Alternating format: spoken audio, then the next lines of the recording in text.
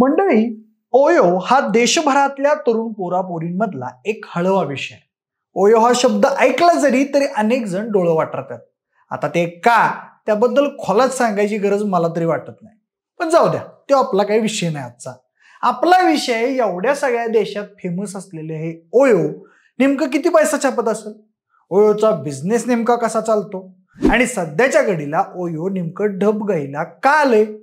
गेल्या 5-6 वर्षात most famous ओयोनं तब्बल 20,292 कोटी रुपयांचा तोटा कसा केला. भारतासारख्या अजून काही देशातही फेमस होऊन ओयो एवढं लॉस मध्ये कसं काय, ओयो नेमकं गणलं कुठं, त्याची चर्चा आपण आजच्या व्हिडिओमध्ये करणार आहोत. नमस्कार, मी प्रथमेश. तुम्हाला तर माहितीये आपला विषयच नाही. मंडळी, ओयोला गेल्या 4-5 वर्षात तब्बल 20,000 कोटी रुपयांच्या वरती तोटा का झाला हे जाणून घेण्याआधी ओयो नेमकं काय काम करतं, याचं बिझनेस मॉडेल नेमकं काय, ते पैसा कसं कमवतं आणि ओयोची सुरुवात नेमकी कशी झाली होती याबद्दल आपण थोडक्यात जाणून घेऊ. म्हणजे 20,000 कोटी रुपयांचा एवढा मोठा लॉस कसा झाला हे आपल्याला समजायला थोडं सोपं होईल. मंडळी, ओयोचा जन्म हा स्वतःला आलेल्या अनुभवातून झाला होता असं त्याच्या मालकाकडून सांगितलं जातं. तर झालं असं होतं की ओयोचे संस्थापक रितेश अग्रवाल हे आपल्या फॅमिली सोबत देवदर्शनासाठी गेले होते. त्यावेळी त्यांच्या फॅमिलीला त्या ठिकाणी कुठल्याच हॉटेलमध्ये राहण्यासाठी कोणतीही रूम मिळाली नाही. त्यावेळी त्यांची मोठी गैरसोय झाली. पण तिथेच रितेशच्या डोक्यात एक कल्पना सुचली की जर आपण इथे येण्याआधीच आपल्या नावावर इथे रूम बुक असती तर आपल्याला हा त्रास झालाच नसता. शिवाय अशा पद्धतीनं फॉरेन कंट्रीजमध्ये रूम बुकिंगची सुविधा आहे हेही त्याला माहित होतं. यातून त्याने बराचसा विचार करून मग 2006 मध्ये ओरेबल स्टेज प्रायव्हेट लिमिटेड या कंपनीची स्थापना केली. म्हणजे मार्केटमध्ये आल्यानंतरच या कंपनीने चांगला नफा कमवला. शिवाय त्याला चांगले स्पॉन्सर्सही मिळाले. अल्पावधीतच या कंपनीचं बऱ्यापैकी नाव होत असताना काही काळानंतर मात्र काही चुकांमुळे ही कंपनी डबघाईला आली आणि कामगारांच्या पगारांपुरते सुद्धा पैसे या कंपनीकडे शिल्लक राहिले नाहीत आणि रितेशला नाईलाजास्तव ही कंपनी बंद करायला लागली. म्हणजे ही कंपनी जरी बंद करायला लागली असली तरी रितेश तिथं थांबला नाही. त्यानं आपल्या पहिल्या कंपनीमध्ये काही चुका झाल्या होत्या याचा खोलवर अभ्यास केला आणि सगळा अभ्यास करून त्या चुका टाळून पुन्हा नव्यानं फुल तयारी करून त्यानं 2013 मध्ये ओयो ही कंपनी चालू केली. म्हणजे यावेळी रितेशचं वय फक्त 19 वर्ष होतं. एवढ्या कमी वयातच त्याने आपल्या पहिल्या कंपनीतील मुख्य चूक शोधून काढली. चूक होती कस्टमरने रूम बुक केल्यानंतर त्या रूम मध्ये स्वच्छता असेल की नाही यावर त्याचं काहीही कंट्रोल नव्हतं आणि त्यामुळेच ग्राहक नाराज होऊन त्याचा फटका कंपनीच्या व्यवसायावर पडून त्यांची पहिली कंपनी डबघाईला आली होती.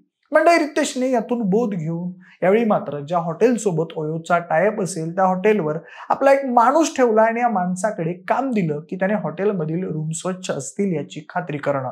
दरम्यान स्वच्छ रूम मिळू लागल्यामुळं कस्टमर खुश होऊन ओयो सगळीकडे गाजू लागलं.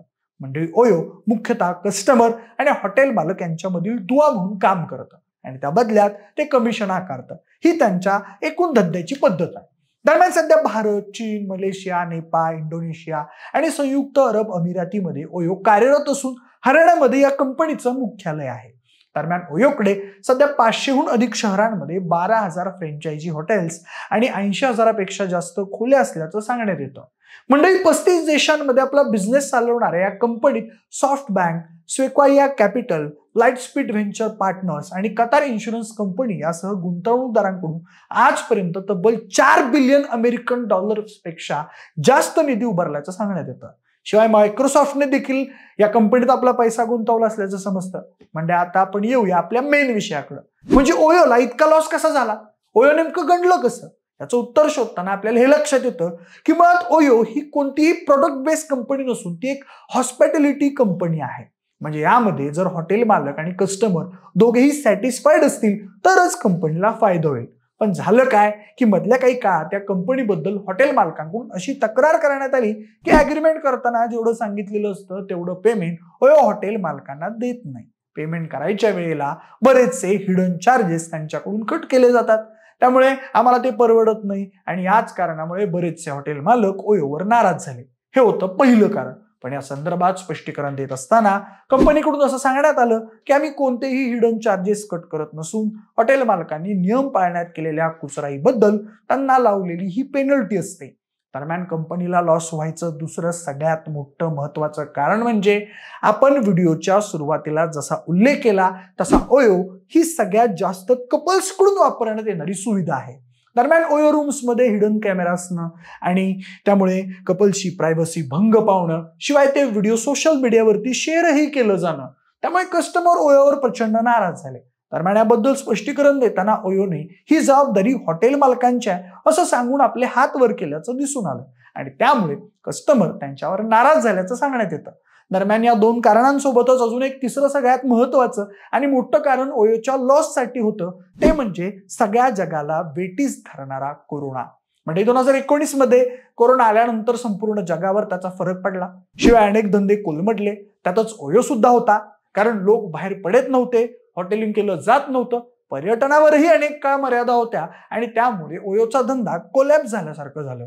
शिवाय कंपनीचा खर्च थांबत नव्हता. त्यामुळे 2020 मध्ये ज्यावेळी कोरोना जगात सगळीकडे थैमान घालत होता त्या वर्षी ओयोला तब्बल 13,122 कोटी रुपयांचा लॉस झाला. दरम्यान हा लॉस पुढील वर्षी चालू राहून 2021 मध्ये कंपनीला तब्बल 3,943 कोटी रुपयांचा लॉस झाला. तर 2022 मध्ये 1,940 आणि 2023 मध्ये 1,287 कोटी रुपयांचा लॉस झाला. यानंतर मात्र कंपनीने कठोर पावलं उचलत तब्बल शेकडो कामगारांना कॉस्ट कटिंग करण्यासाठी कंपनीतून काढून टाकलं असं सांगण्यात येतं. आणि या कॉस्ट कटिंगमुळे गेल्या वर्षीच्या पहिल्या 6 महिन्यामध्ये कंपनीला 229 कोटी रुपयांचा नफा झाल्याचं दिसून आलं.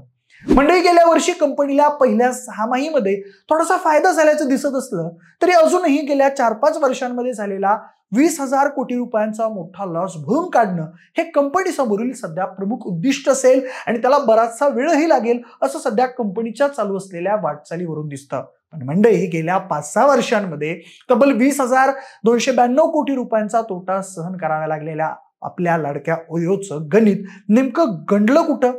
तुमचं मत आम्हाला कमेंट बॉक्समध्ये नक्की कळवा. जर हा व्हिडिओ आवडला असेल तर लाईक आणि शेअर करा. सोबतच आपल्या विशेष भारी या युट्यूब चॅनल देखील सबस्क्राईब करायला अजिबात विसरू नका. धन्यवाद.